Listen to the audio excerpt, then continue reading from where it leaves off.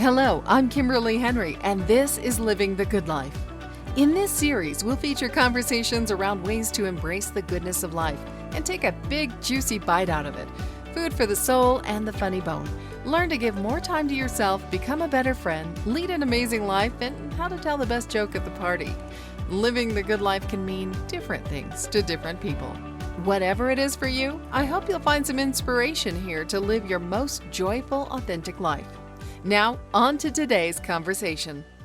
My guest today is a culture-shifting producer, award-winning journalist, and author and co-author of 6 books. Her comedy, there's a hint, and campaigns for social justice and gender equity have changed laws and conversations from Capitol Hill to NASCAR. She is the founder and CEO of Gold Comedy, the comedy school, professional network, and content studio where women and non-binary creators grow their comedy careers, build powerful communities, and make funny stuff. Please welcome Lynn Harris. Lynn, glad to have you. Thank you. Thanks for having me. Oh, this is going to be so much fun.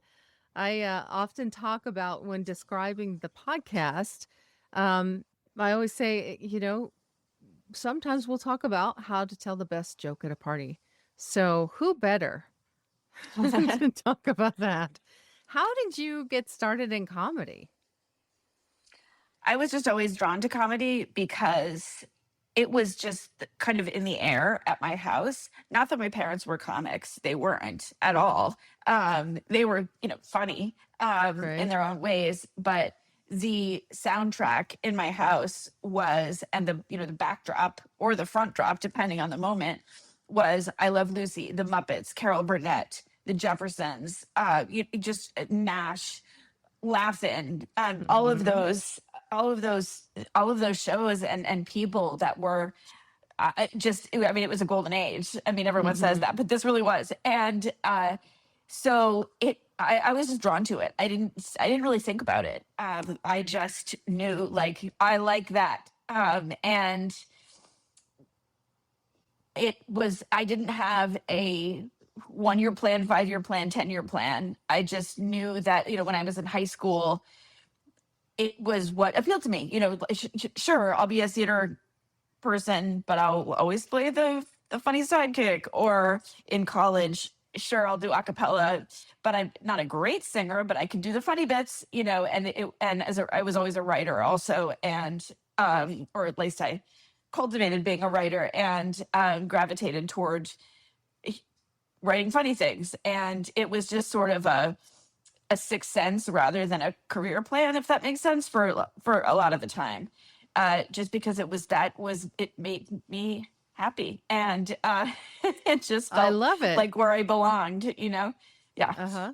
I love it. I totally relate to that era of television and like the Hmm. sitcoms where and there really isn't much like that anymore. That was a different time where there was always a joke right around the corner, but not a joke, just a funny thing. And I carry that, I have that soundtrack in the back of my head, as I'm Yep. going through my life.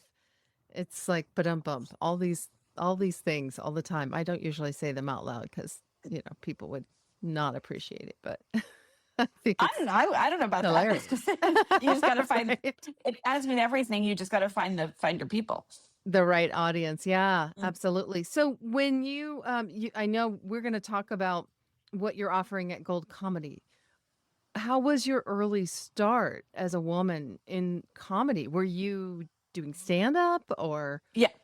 Yeah. okay. It was delightful and terrible at the same time. It wasn't terrible. Of course, it wasn't terrible. Mhm. It was. But what I mean by terrible is that we, and there were, plenty of women doing it. As with a lot of things at the time, we were super aware of the, indignities, unfairnesses, and worse, of course. Mhm. Mhm. But the vibe we got was, well, that's how it is. You don't have to like it, but this is what we Mhm. have to just sort of cowboy up and deal with, and then we'll just be angry about it later. And so that's, for me, I mean, many people had much worse experiences, whether it was because they actually had, violent experience, really bad stuff happen. I was lucky. Or whether it's because, I worked really hard, but I was not ambitious. My goal with doing stand up was to do stand up and to just be in a near comedy. And so, the kind of, very real, active sexism and misogyny does worse harm depending on what your goals are. In other words, it's an issue because it still is, because women are people, and also because comedy is a job. So because there's a hostile environment, or because someone literally looks you in the eye and says, I don't hire women, which illegal, or I already have a woman, which illegal, you actually, or you really just decide you can't work at X, Y, and Z club, or can't work with X, Y, and Z person, or can't work in X, Y, and Z writer's room. That's an economic issue, and it does actual harm. So that was less of an issue for me, just because I was already doing what I wanted to be doing. But that doesn't mean it wasn't an issue. It just happened to, so, but it was kind of like the sort of the daily paper cuts were, relentless. And frankly, because we're grown ass adults, we can understand that two things are true at the same time. One is that things are so much better than they used to be. And the other is that things are terrible. Yeah. And ridiculously not better, So, but at the time it was like, I kind of can't believe what we just, and I don't blame us. I don't blame us at all, but I can't believe the level of BS that we just kind of rolled our eyes at. But it was the same, sorry to be like dark and graphic, but it was the same era when we were told, well, the way to solve rape is to carry a rape whistle. We just had to sort of, like, that doesn't solve anything. Well, and that conversation is job. still happening, right? That conversation Right. is still happening. And by us, you mean women. Yeah. And so the social activism came from your experiences in comedy. Is that what I'm gathering? I can't really say for sure which is the chicken and which is the egg. I was also kind of raised a feminist, so thank God. So I could kind of smell unfairness at least I could smell it in a lot of different places. I remember when I was in like third grade or something, and our gym teacher showed us how to do push-ups and girl push-ups. Oh, yeah. And I was like, Mr. Cargill, I can't quite articulate as a third grader why that sounds wrong to me, but I know it's wrong. I just know. And so it wasn't like, it didn't, in other words, it didn't take till I was 23 to figure out, however old I was, to figure out that something was off. Oh, wow. But it did make me care. Well, no, actually, I don't care more about, I don't think that comedy is the only tool or place that we need to solve this. It's just the place that I like to hang out in, that's my path into, smashing patriarchy. But I also think that comedy matters. It's not just, it's my, my particular happy place. It matters because it's a cultural force. So Absolutely. It matters who makes it. It matters who has power. It matters who gatekeeps. It matters who has, the creative power. It matters who has the business power, because comedy does a lot of work toward defining what is and is not acceptable in society. It does a lot of work toward defining who gets listened to and heard, whose voices get prioritized. It does a lot of that cultural work for us. So it really matters who has power. And people seek it out. People seek it out. It is entertainment that people seek out, because part of, living the good life, if you will, is that joy, that experience of just letting loose. I mean, is there anything that feels better than a good belly laugh, right? Right. At something that resonates. Right. Right? Yeah. Yeah. And we're looking for that. We're looking for that. And it matters who it doesn't necessarily it partly matters. Of course, there's a lot, comedy has a lot of power to help shift people's understanding and perspective and opinion around issues. Mm-hmm. So for sure, and we can talk about that. But at the same time, it matters just because comedy helps us unconsciously make decisions about who gets to talk Yeah. at all. Yeah. So like if you just the fact of listening to a woman or someone who's not a straight white dude talk for 5, 10, 15, 30 minutes with the social contract being that you don't interrupt them or talk over them, laughing, of course, but that's also pretty radical in and of itself, if you think about it. But it goes down super easy because it's entertaining, but we don't, people in general don't have that many opportunities to practice Right. being the one quiet when a woman is talking. And this is a painless way to get used to that. Well, that's It makes a big difference. man, we could this is a whole podcast episode unto itself. But there's some other things I want to get to.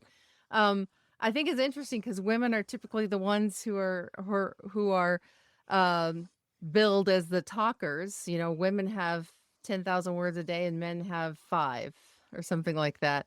But yet the reverse is true in certain circumstances. So that's fascinating. Or it's who we're supposed to listen to. Right. Not everyone who's talking, but who we're supposed to listen to. Right.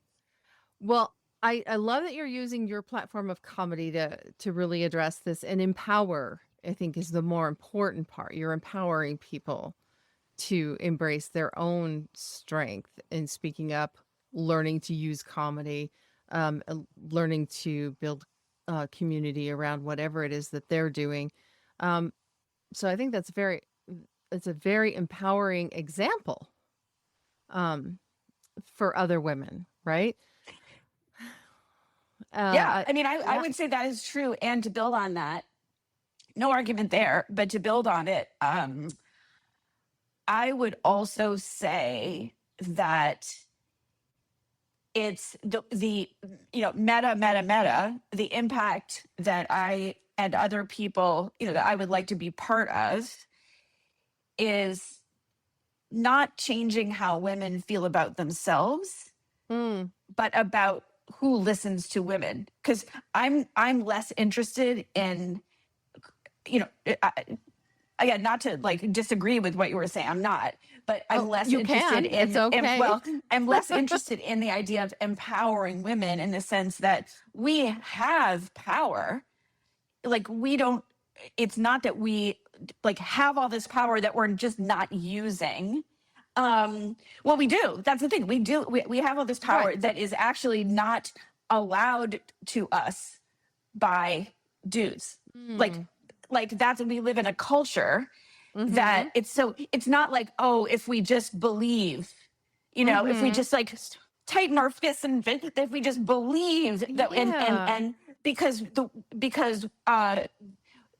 it's really up to other people to actually listen to us, not steal our ideas, give us credit, treat us as if we have something to say, something to offer, something to, it's not like if we just wish or like talk louder, that will happen if people keep saying, if people keep taking it away from us, so it's kind of like when women talk about imposter syndrome, Right. I always say, is it that you just sort of lack the confidence and belief in yourself? Or is it that you're in a place that was not built for you, where people are not giving you the respect, time, and listening that you actually already earned and already deserve? So that's a little bit what I'm trying to, it's related to what I'm trying to do big picture, or be part of doing. Like if we just can, get more women, like comedy's hard for everyone. It's hard for a straight white dude. It's hard for everyone, right? But it's still harder for people who are not straight white dudes. And so if we can just make it easier and just flood the zone with more of us, people will get more used to, seeing women talking or seeing women in positions of power in that, at least in my little space Right. It's that I a like to work cultural in. shift. really is what Right. you're talking about. You're Exactly. working on a cultural Exactly. shift. Yes. Cultural level. Yes. And so Yes. that is what, like, and so I'm delighted if someone doesn't feel, super confident and then builds their confidence through comedy. 100%. Please. I don't want to stop Mhm. it. I don't want to stop that. But in Right. the aggregate, what I'm interested in is the kind of culture change where everyone changes and where, when you make people laugh, you make people listen. So if Yes. more women are making people laugh, then we're building a world that listens to women. Exactly. I agree 100%. I love it. All right, I want to switch gears because I want to Yeah, ask you about this. sure. You co-created Breakup Girl, one of the Yes. first multi-platform internet success stories. Tell me more. Thank you. I'm glad you asked. Let's see, with my creative partner, Chris Kolb, who I know we're not on video, but who I'm pointing to my left, who lives right over there, because we've been very close for many, many years. I'm pointing at the back of his brownstone right now. Oh, fun. Yeah, it's cute. We literally could like shout at each other through our windows, which is the way it's been since 1994, I think. In any case, Wow. yeah.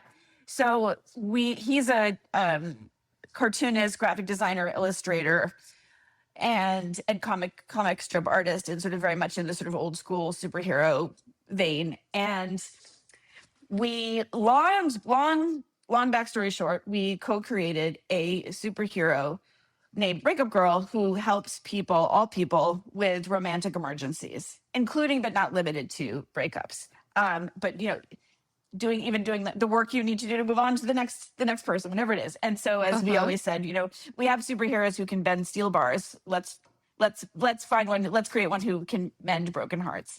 Oh. And we had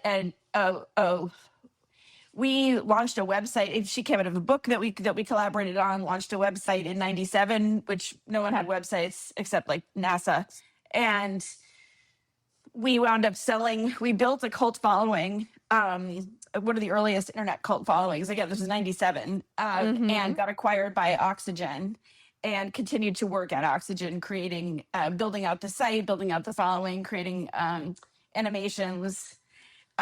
Wrote another book. It really became this huge thing that had our supervillain turned out to be the .com bust. But long story short, we got the property back and have been noodling on different projects with it ever since. And we created a series for Lifetime, for example, that was on the first.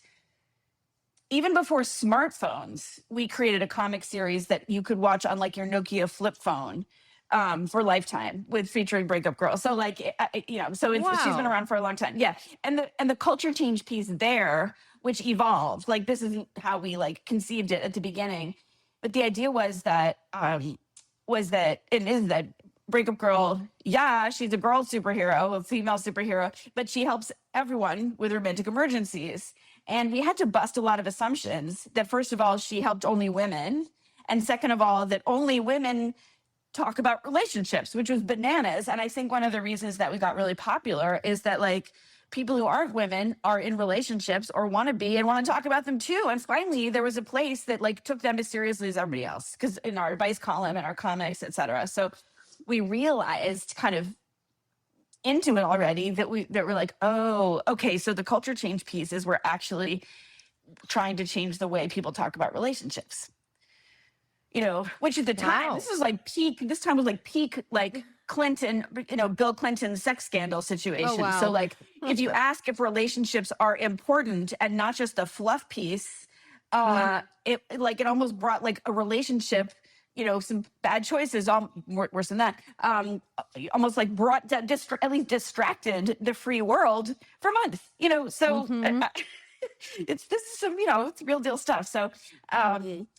So you can still see the website at breakupgirl.net. We're working on a new TV project right now, but that she was our baby for years and years, and I think still has. She'll be back.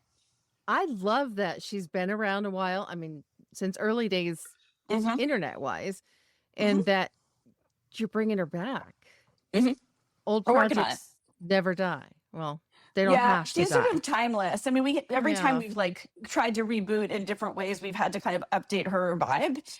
Because when we created her, like it was the early days, there was barely even like Match.com. I mean, this was like people still called it computer dating. Computer dating, like if Mm-hmm. people even met online at all, it was very much like, oh, those are only weirdos and there's only 5 of them. Like it was very, very looked down upon. So just to give you, Mm-hmm. it wasn't about online dating, but I'm just saying like that was the era. So every time we kind of think about a reboot, we have to think about the cultural, like update the cultural context as well. Sure. Oh, absolutely. Absolutely. Yeah. Okay. Um, I want to get into some of the other funny stuff, but I I'm looking at my notes and I think this is really powerful. The Global Human Rights Group Breakthrough Mhm. and how you powered some of the team's most effective US campaigns. Oh, and Mhm. then the Tanya Harding thing. That's hilarious. Okay, we'll come to that. So tell me about Breakthrough and how did that start? How did you get involved and what were you doing? Sure. So I had been, and still am in my heart, and in many ways, I had been a journalist and won awards, and that was my thing for many many years. And when the but my thing had and has always been a kind of, I would put it this way: how can we use pop culture to change the world? Yes. And that was relevant to my journalism career in ways, but like how I chose what to write about, whom I wrote for, etc.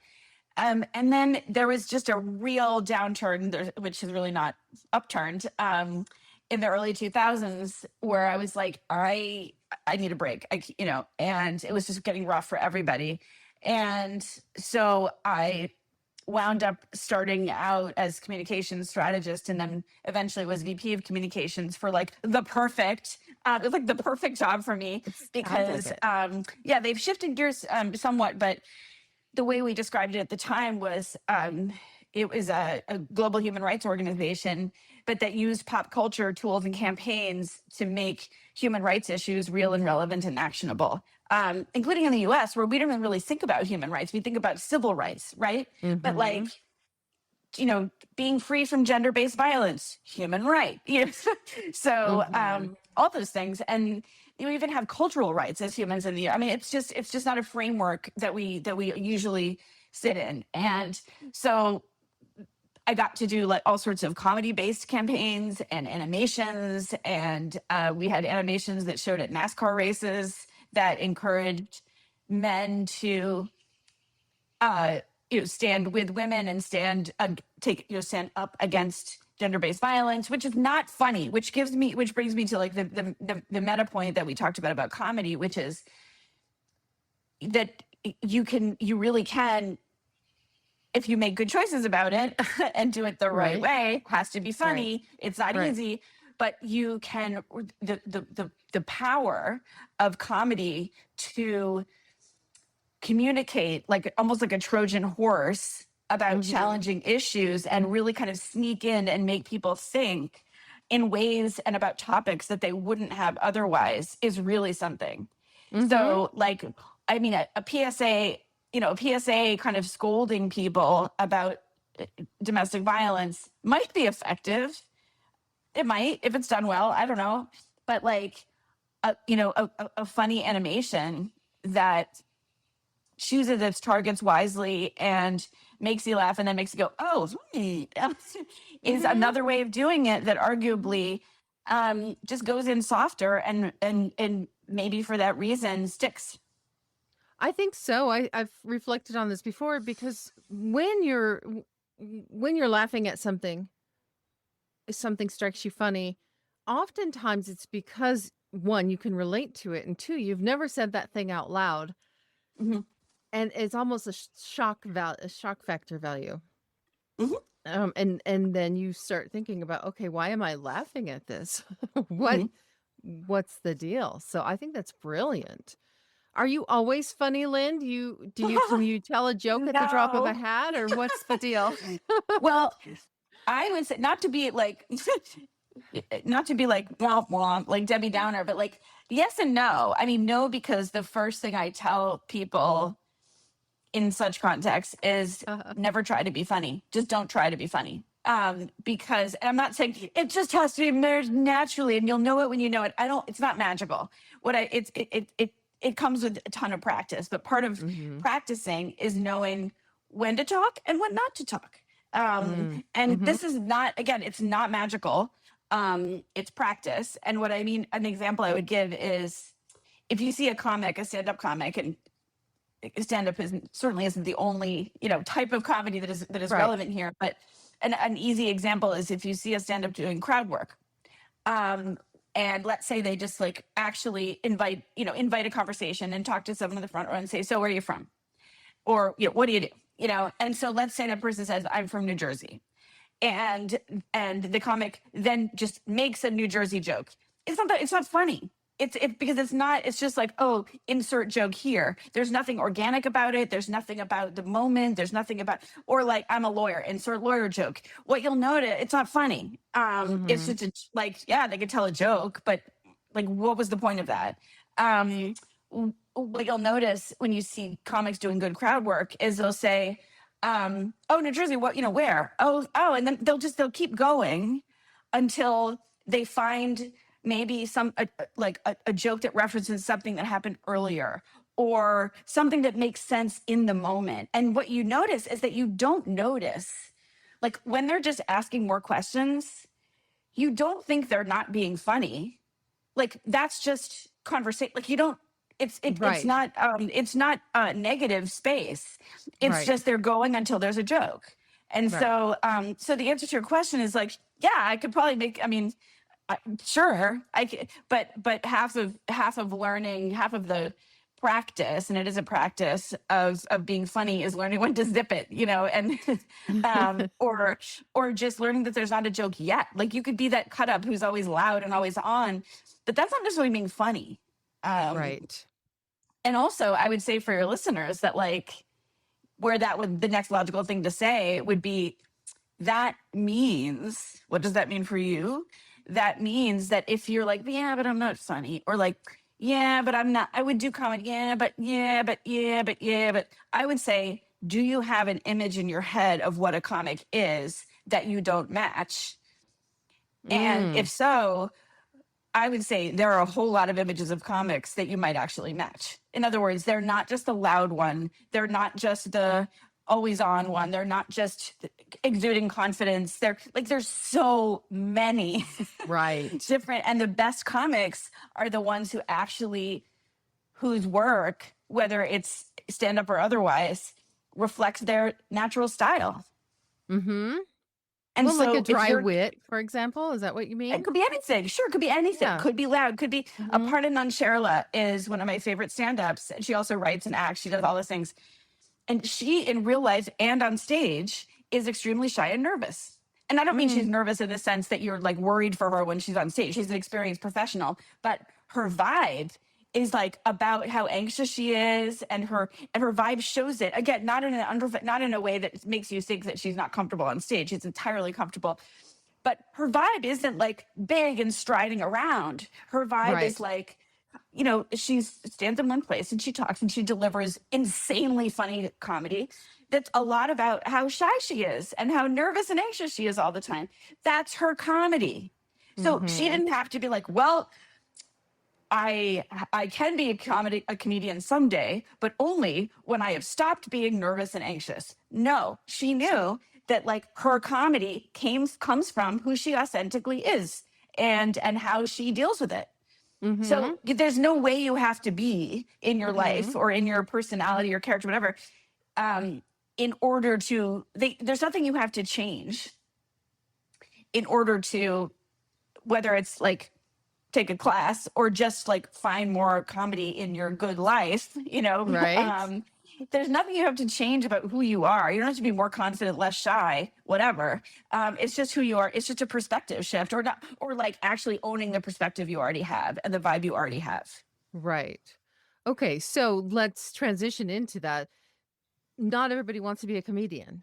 No. But we want to be able to step into a party or a business meeting or some other social setting and feel like we can contribute and that we are bringing some lightness and joy to the event, to the experience. And so a lot of folks don't feel comfortable with that. So can you kind of walk through how you might be preparing yourself if that's something you wanted to change in your life? Sure. I mean, one thing, it's one action, but also like a perspective going into it, or there's many actions. But to start, the perspective going into it is to remember that the term is a sense of humor. Okay. It's not a mastery of humor. And also, we have a sense of a lot of things. We have a sense of smell. Doesn't mean we control all the smell, right? It's a sense. It's being being like open to it, being kind of noticing where there might be humor in the room and picking up on it. It's that the bar can be kind of that low. And so that's the first thing, to like take yourself off the hook of like all of a sudden, because can I just tell you, walking into the party planning to be the hilarious life of the party is not the way to be the hilarious life of the party. Right.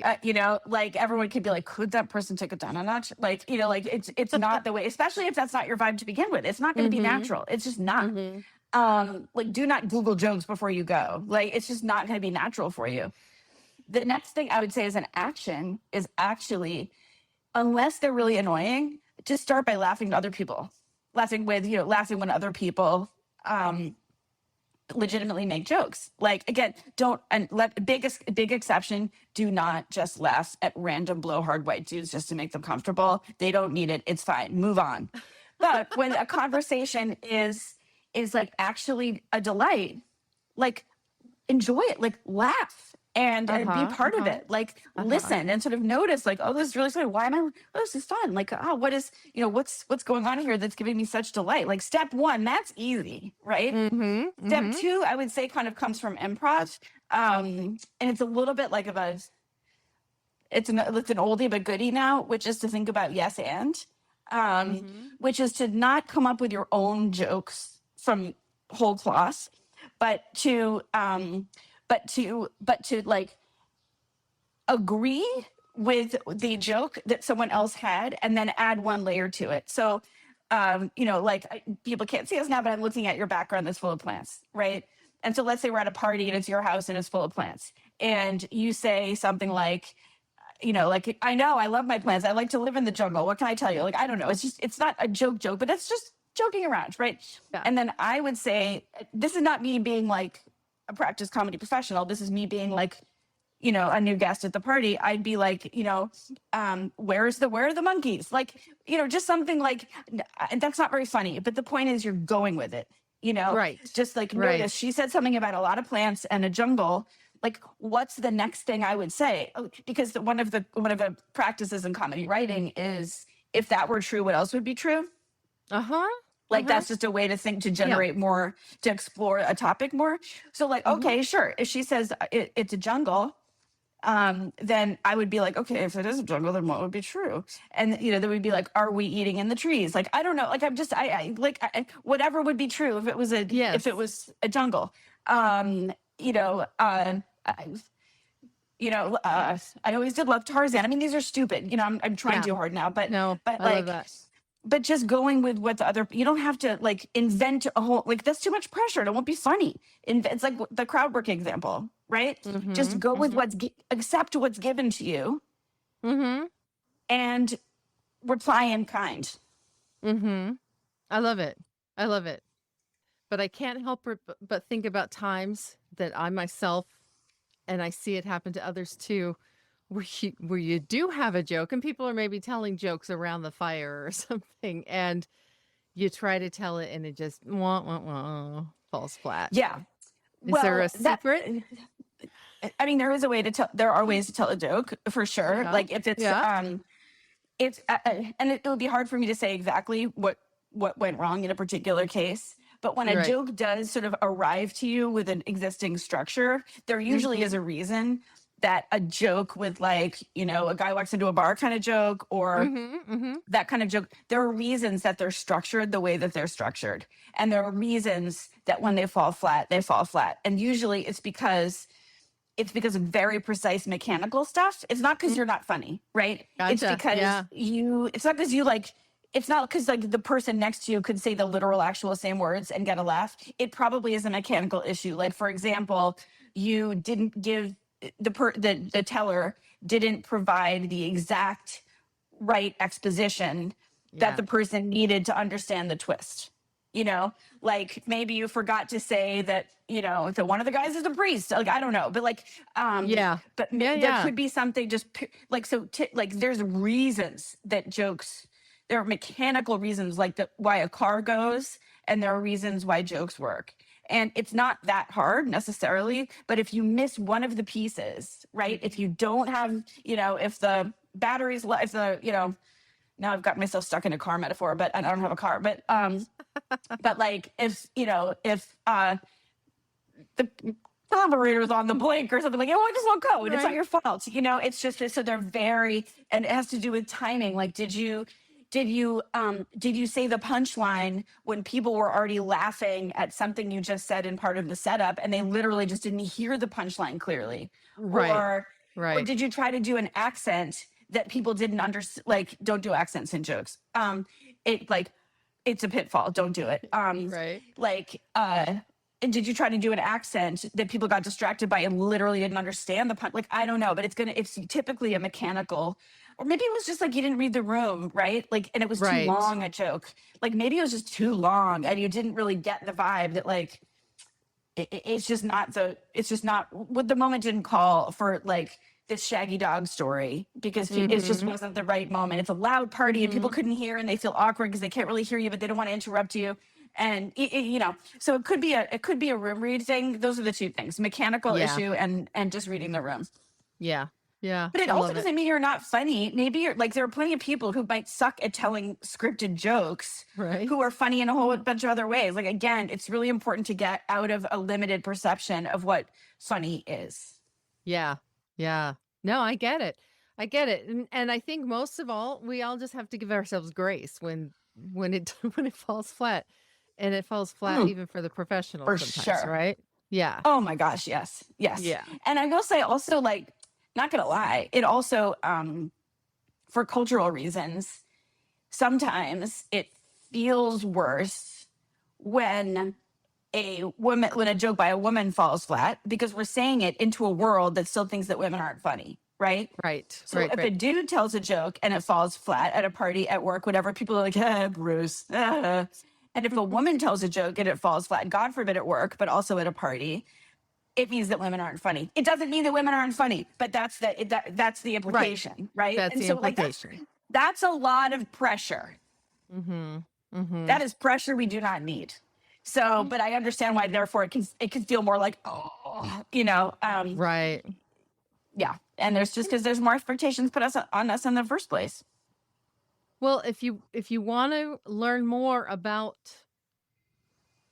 this, well, everything that you have to teach, particularly it looks like building and pitching an idea, you've got an event coming up, right?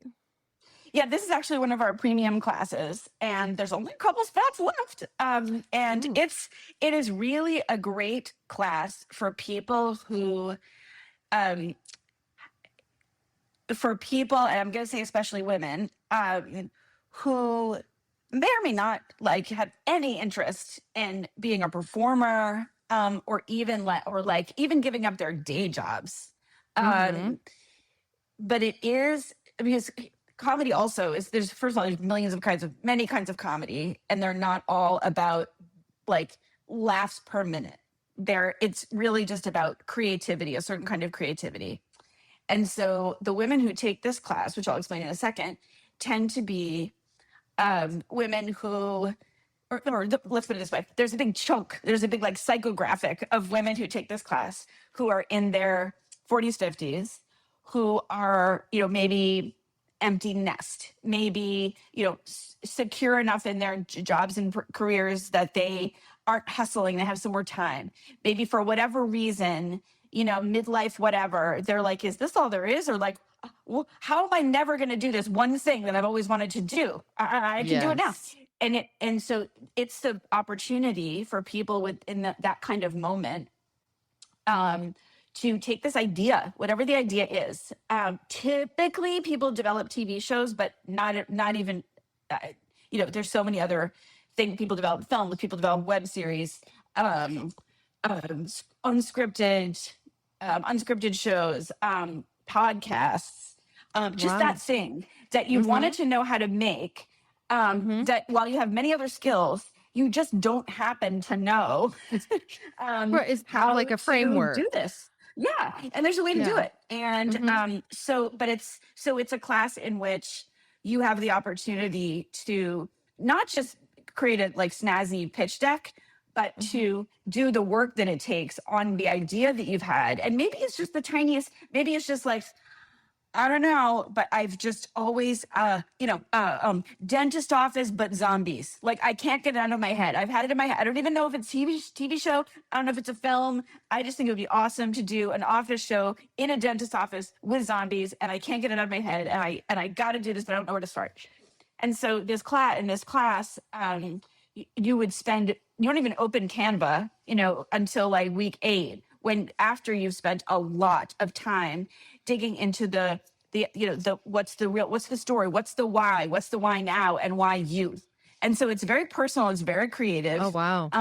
And then you get into like, okay, and now how do you take it from your world and speak it in the language of TV development executive or whoever it is, right? And it's such a transformative class. People develop ideas that turn into award-winning pilots. Some people have shows in development, and these are women like, I'm thinking of one who's like a public health person who does some stand-up on the side, who has a TV show with a popular comic attached in development, got a manager from this class, and someone else just got into like a Sundance ideal lab with her idea from this class. Like people win, people get laurels, people get funding to make their pilots. I mean, Wow. And so it's really, impressive. it's really something. And they're typically people who did not start out as seasoned TV or entertainment professionals. Right. Oh, I get that. That is so cool. So where can you go to get info? Is it at goldcomedy.com? Okay. And that'll be goldcomedy.com or our Instagram or your show notes. and my show notes. That is correct. Yes. And I wanted you to just talk a little bit of maybe more fully about what Gold Comedy is. Sure. And I should mention that it's almost all online. So everything you're hearing is accessible to you wherever you are. And typically it's typically convenient for all US time zones. We even have a couple of Australians who, for us, it's night, for them, it's morning. So it's a online comedy school and professional network and content studio. Typically, that is designed especially for women and non-binary creators and others. We welcome everyone. But what we do promise is that there's no bro vibe, because that is really a limiting factor for people, whether it's just a vibe that they don't want or actual gatekeeping. That is something that limits people's opportunities and access still, even just to try something in comedy, never mind to build a whole career. So we take out the bro vibe and make it all about you. And so it's all online. We have classes that are all included in it's an annual membership, which really underscores the idea that it's a community, that it's the community first, because you're there for the year and you're doing all the stuff that there is to do every year that you're part of it. So you see the same people, you meet new people, but they're all part of this community that helps each other out. That if someone is making a project, you can find if you need a lighting designer, a producer, whoever it is, you can find your people in Gold and really make and you can really make this thing. We really encourage making stuff. Do you have to want to be involved with comedy to benefit from the group? Not necessarily. Two things I would say about that. We do have people who come because they want to punch up their keynote, let's say. Or we had a couple of people come because they were developing an entertainment what's the word I'm looking for? Entertainment component of a startup that they were building, and that had to do with gaming. And they were from the startup world, not the entertainment world. So they developed this idea for this whole film and gaming supplement to their startup worlds. We have had people um, who really also just want the joy of it, you know, who want this, who've always wanted to kind of cultivate their own appreciation and expression of comedy, but have looked around and been like, is it all 25-year-old white dudes with backpacks and hoodies? And the answer is no, it's not. No. But it can feel that way. And so that's why, in particular, women who are even just older and it's like, who, you know, are kind of done with that, or don't have the energy for that. If I'm going to stay out past 10, it's not going to be in a place that doesn't listen to me. So we do definitely find, you know, we had one woman who was getting her PhD, and she wanted to just bring more joy, because she was tired. She's older. She was getting her PhD in her 70s, and Oh, wow. she also did a lot of she wrote a lot of poetry, but had nowhere to like speak it out loud. And so she did that with us, and some of it was funny and some of it wasn't. And she also she was doing her final like dissertation, and she was finding that she was having trouble finding research subjects. And she felt it was because her pitch for research subjects was so bland and dry and boring. And she punched that up with us and got research subjects for her work. So yeah, it's all, awesome. it's certainly all and then people work on stuff in the idea development class that's not necessarily comedy, but the idea in that is just more people from outside the system, who are either because they just haven't been in the system or because they haven't been prioritized in the system, making stuff, getting their voices out there, getting their stories told. That's the through line, whether it's funny or not. That's the through line, especially in the idea development class. Awesome. Lynn, who makes you laugh? My children. Yes. They're 17 and 19. They're hilarious. We Oh, I raised them bet. up right. Different styles, different vibes. In comedy out there, I have a lot of favorites. I have a lot of favorite shows, etc. A couple people who leap to mind are Maria Bamford is one of my favorites right now. She's brilliant. Her memoir is amazing. As an audiobook, it's insane. Find her, follow her, Maria Bamford.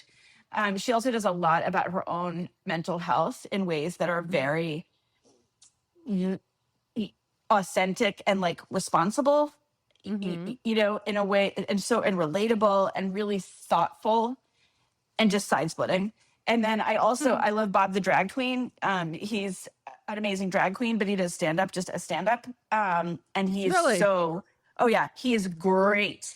Great. And I Is he, saw him recently is he nearby. streaming somewhere? Or is Yeah, he... there's one thing I saw him do live that I really recommend. And this is an example of comedy about hard topics that, when done right, is so illuminating. He did a show with two other very talented comedians, Christy Cello and Sydney Washington, in a tiny club near me where they were just kind of like, let's see what happens, but we'll stream it, called Dead Moms Club. And the subtitle was, "It'll be funny, we promise." And each of them told the story of losing their mom. And I happened to go. It was the night of my late mom's birthday. So I was like, I gotta go. And so you can see me in the front row laughing my butt off. But so they told these hilarious stories that didn't make light of losing their moms and the lead up or the aftermath, but that used comedy to illuminate their own particular experiences and make it relatable to everyone. And it's so good. And I think he's the one who kind of thought of it. I'm not sure, but he was one of the three, and it was right in our neighborhood. And I was like, I've been thinking about it ever since. It was like a year and a half ago, almost 2 years ago, and I'm still thinking about it. So that one you can totally find online. Okay. On YouTube. Bob the Dragon. And what was it called? Bob the Drag Queen. Drag Queen Dragon. Yeah. It's called Dead Moms Club. Dead Moms Club. Okay, cool. So what's next, Lynn? What is the thing on the horizon that you are looking forward to that's going to make your life just feel elevated and special and satisfying? Well, for me, the good life is just being in rooms with creative people making stuff. And I get some of that But sometimes Yeah. I'm the one doing the CEO stuff while other people are um, Hmm. but I am working on a new Breakup Girl pilot, and that is, and if my good life goes good, that will go somewhere. And we also have a lot of yeah, that's really the one that's like makes me happy. Like there's The a lot of breakup things, but that girl. makes just working on the next iteration, and just getting to like just write stuff and be funny and collaborate with other funny folks to make it happen Yeah, is working with really like creative a people is the best, right? yeah. Yeah, I love So it. that's on the horizon. Yeah. Awesome. Well, That on the happy horizon. I feel like there's so much more that we haven't touched on, but it is our time is up. I hopefully we'll talk again sometime. And if somebody wants to know something more, they can reach out to you, find you. We'll put contact information in the show notes, but you can go to goldcomedy.com to find more about Lynn Harris and Gold Comedy and all of the things that she's offering there, right? Yes, thank you. All right. Thanks so much for your time today. It's been a pleasure. Thanks for having me. Be sure to check the show notes for links mentioned in this episode and join us in the Living the Good Life Facebook community for previews of each episode, the opportunity to pose questions directly to our guests, bonus content, and a community of people committed to living their best life and sharing the journey. Thanks for listening. Let us know what value you received from this episode and what you'd like us to explore in the future in the comments. And please take a moment to drop us a like or some stars. I'm Kimberly Henrie. Let's get out there and live the good life.